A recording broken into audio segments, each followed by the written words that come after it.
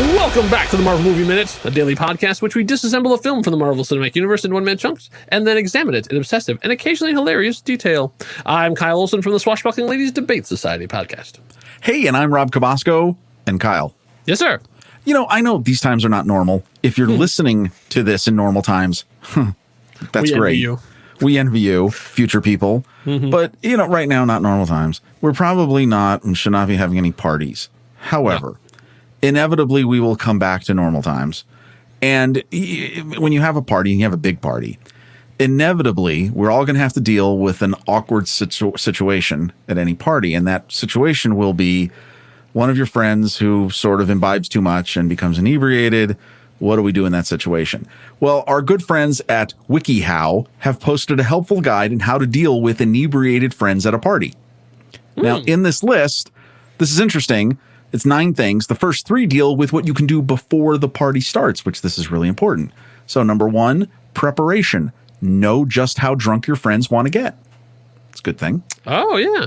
Right? Number 2, be a water boy or water girl. Make sure everyone is drinking water between drinks. Get some of that high quality H2O. Exactly. You can do it. So we get that, right? Number 3, drivers. And this is obviously incredibly important. Make sure everyone has a plan to get home. We understand that. Please drink responsibly. It goes without saying.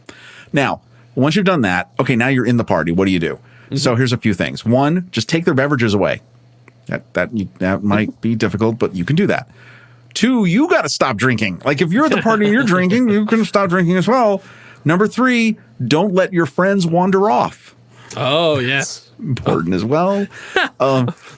There's several stories are coming to mind. I'm trying to decide which ones are appropriate enough to tell. We're gonna get there because number 6 is it, right? But going back to what we talked about, water, give them water to drink while they're drinking. Number 5, consider bailing. Just consider, that's it. We got to go. Let's go. And number 6, don't let a drunk friend go home /sleep/make out with someone random. Now, good tip. All of these are very important. All of these could have been incredibly helpful to handling one Tony Stark. But I'm going to tell you something. I've come to an opinion about this part of the movie. Okay. And I don't know how else to put it other than Pepper Potts is a horrible friend. Now, I just want to say, if Pepper... Hot take here on the Marvel Movie. You know what I'm saying? If Pepper had followed any of these, if she had followed half of them, if she had been there getting everything set up, none of this would have happened. That's all I got. Wow. Okay, so a controversial position held by Rob and exclusively by Rob here at minute 55 of Iron Man 2 in 2010, director Mr. Jon Favreau, because they're going to talk about party fouls. So as we pick up where we left off, which is Pepper is showing Rhodey what the heck is going on. So she says, I don't know what to do. And Rhodey says, you got to be kidding me. And so then we see Tony Stark in full Iron Man armor, the hero of our movie, drunkenly falls off the stage into this. I don't know what sidebar. Like the living room bar. It's a sidebar. Exactly. Right. Exactly. Literally into the sidebar. And then Rhodey. So this is where Rhodey is really good. He said, "That's it. I'm making." And then Pepper says, "No. Don't call anyone." Ooh, what? Oh, okay. She's being this is how Tony got this far because he's surrounded by enablers. But meanwhile, Ray says, Pepper, this is ridiculous. I just stuck my neck out for this guy. And she says, I know, I get it. I'm gonna handle it, okay? Just let me handle it. And so Rhodey says, handle it, or I'm gonna have to. Yeah. Yeah. There are 2 people there, 2 friends. One of them is being a good friend, and one of them isn't. You see? Exactly. One of them is a horrible friend. Now I'm coming around to your way of thinking here. No, it totally hit me like Pepper. We already have discussed sort of the weird relationship she has with Natalie, right? Mm-hmm. And she lets Natalie be the person to be inside the house getting him ready for this party. That's ridiculous. Again, it's obviously needed for the plot, but I'm just saying, just in terms of the characters and what we know of them, Pepper, what are you doing? You should be how much is riding on this party. You know how bad it could go based on everything you've seen of Tony in the last 2 weeks. Yeah. why are you not the one hands-on with him to make sure that everything goes as best it can? That's totally ridiculous. And now she's like, oh yeah, no, don't call anyone. I'll handle it. How are you going to handle it? He's already drunk. It's out of control. He's got the suit on. I know. How are you drunk and in charge of an Iron Man suit? In front of an entire crowd of people. Yeah. This is a worst case scenario. You should just leave. Just bail. Right. We live in the list. Just go. Number 5, just go. Yeah. Just leave. So that brings up the bigger question is, where is Natalie Rushman? And the answer is she was not asked back for the reshoots.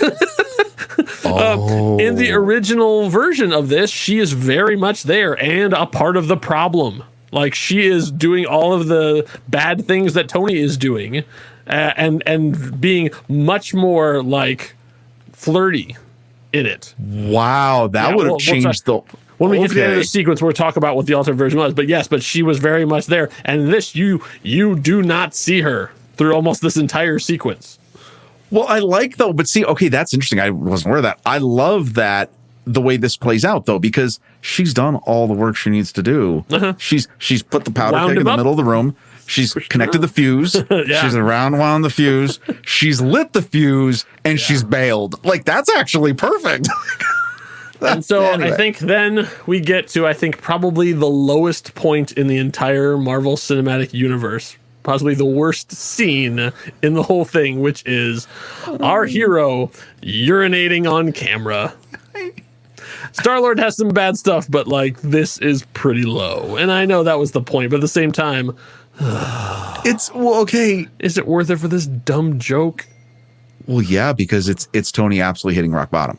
Yeah, I guess so. No, it is. I mean, it really is. He's going to hit rock bottom. He's going to hit concrete bottom in a little bit. So Tony, performing for everyone, says, the question I get asked most often is, Tony, how do you go to the bathroom in the suit? Pause. Weird expression on face. Just like that. And the crowd goes, woo! How many people have ever cheered for a urination? No, like, you know what? He's peeing! No, Yay! actually, you get two. No, wait a minute. No, because they did a nice job on this. I think about half the crowd cheers, and the other half of the crowd is like, oh, wait a minute. And here's how you know. Because you can hear it. Yeah, you can hear it. Because you can hear there's like an awkward, like, obviously the half is the people who are very inebriated, I think, are like, yeah! And the other half are like, oh, this just took a turn. And how you can tell it is DJ AM sells the heck out of this. Because he's got the face, like he's got his headphones, and he's like, whoa, that just happened. And he's looking at Pepper as she comes up. I mean, no, like, you could this turned. I mean, you look, as awkward and as ridiculous, and yes, it's completely silly. Like, what's funny is my throwback to this was that if you ever seen the original Right Stuff movie, The Right Stuff, about the story of the Mercury 7, there was always the story that they hadn't planned Alan Shepard when he's the first man in space. He's in the suit, he's in the capsule, they're getting ready to go. They hadn't planned for him to go to the bathroom because it was only going to be like a 15-minute flight. But because of all the delays, he's there more. And, in this movie, which portrays what actually happened, he's like, I'm just going to relieve myself. And he has the same look on his face. It's kind of funny, actually. Like, apparently that's the urination face, right? So we do have that. There's history of that. And I don't know why that's what it made me think of. No, it's a total icky scene, but Tony is at his ickiest. Yeah. Yeah. This whole sequence, he says. Yes. So then after that, Pepper walks up to him and says, and basically tries to, like, bring things to an end. She does a good job. Does this guy know how to throw a party or what? Like, yeah, woo. And so he says, I love you. I love you. I love you. Oh, Pepper. He's trying to say into the microphone and also into her chest. It's bad. So Pepper says, unbelievable. She says, thank you so much, Tony. We all thank you so much for such a wonderful night. And we're going to say goodnight now. And thank you all for coming. And it's like, did she really think this was going to work? No. Well, she tried. I mean, she's with a drunk. She knows what drunk Tony's like. Right. But Tony says, no, we can't. Wait. We didn't have the cake. We didn't blow out the candles. You're doing a really Pepper, good job. Yeah. Thank you. And then Pepper like off mic, like pulls him close and says, "You're out of control. Okay, trust me on this. Okay." No, you're out of control. He says, "No, that's right." He says, "You're out of control, gorgeous." I know. Oh, Tony, this was not the way to confess your love for Pepper. This was not the time. No, it's Pepper bad. says, "It's time to go to bed. It's time." And Tony says, "You give me another smooch." When was the last smooch? I guess on the... And that's unfortunately that's where the minute comes to an end as drunk Tony in charge of a experimental super suit staggering around his own house.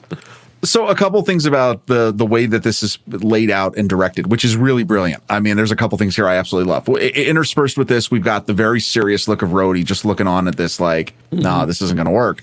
Yeah. But okay, two things I really love. The whole shot of this, up until the moment he goes in for the kiss, is sort of from the crowd.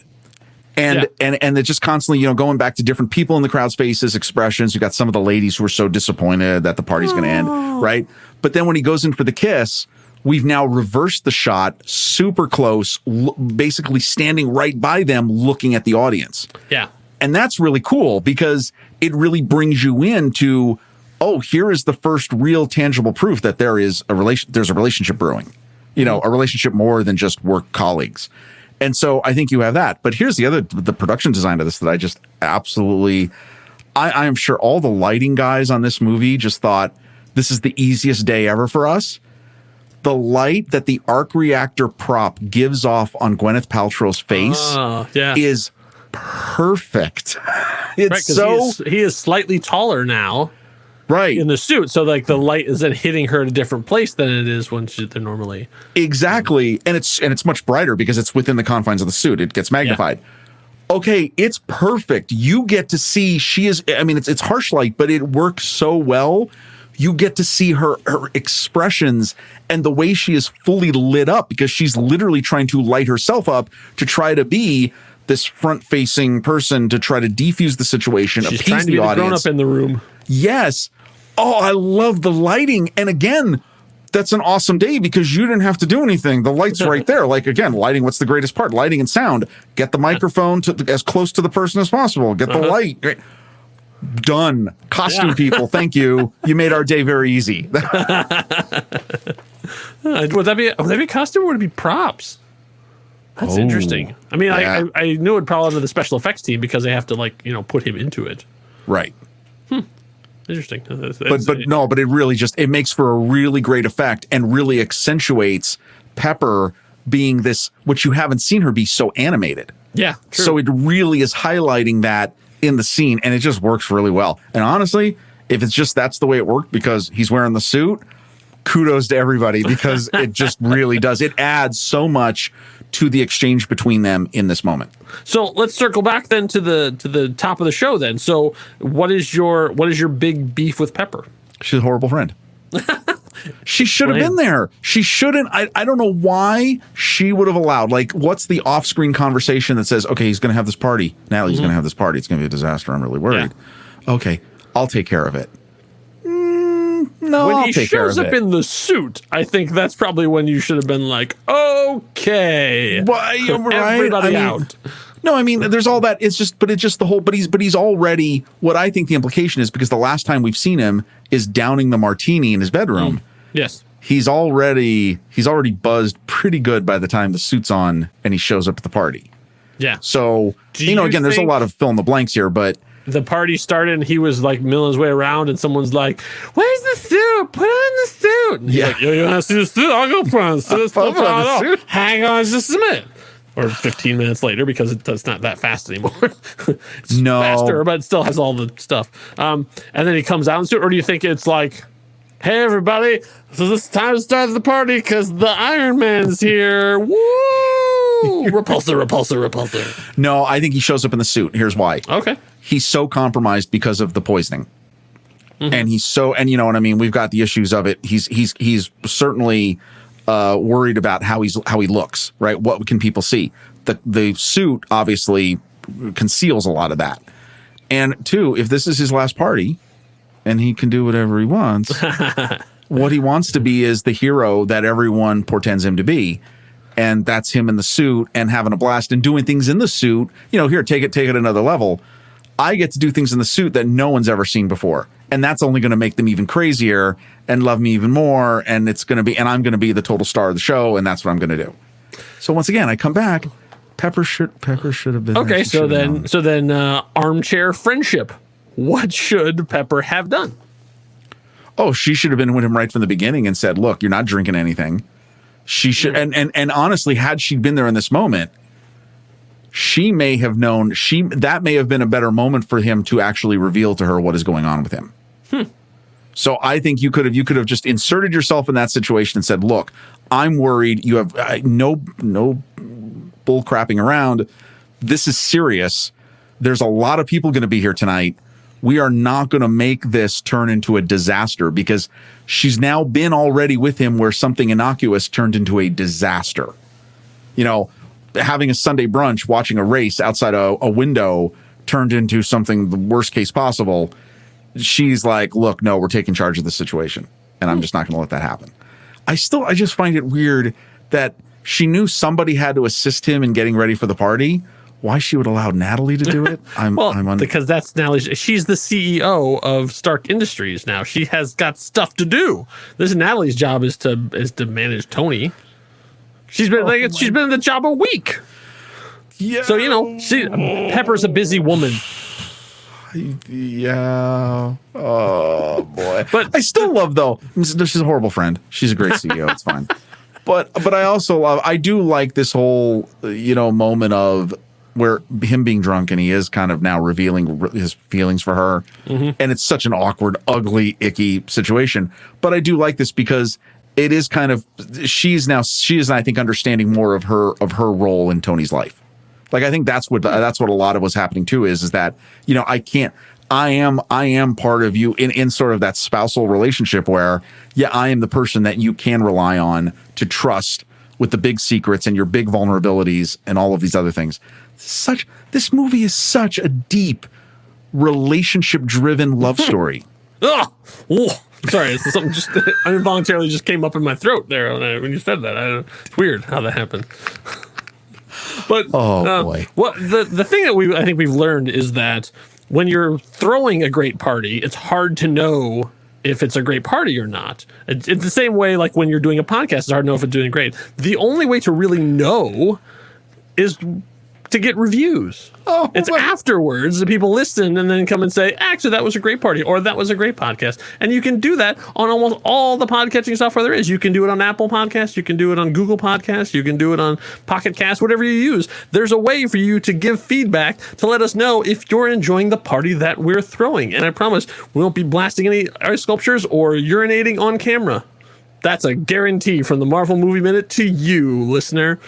Now, just no, we're guaranteeing it, Rob. We've talked about this off camera. So from this point on, we're guaranteeing it because I can't say without. Yes, all right, fine. From this point on, that's right, listeners. See if you can go back and find out on one episode what's Rob urinating during recording. There's a no prize waiting for you. Oh my god! Oh, it would be hard. That'd be horrible. Maybe. But the downfall of Tony Stark continues on minute 56. You know why? It's because his closest friends are there, and things are gonna get bad. You do not want to miss it. So stay subscribed. We'll be back here for minute 56. Enough said. Bye.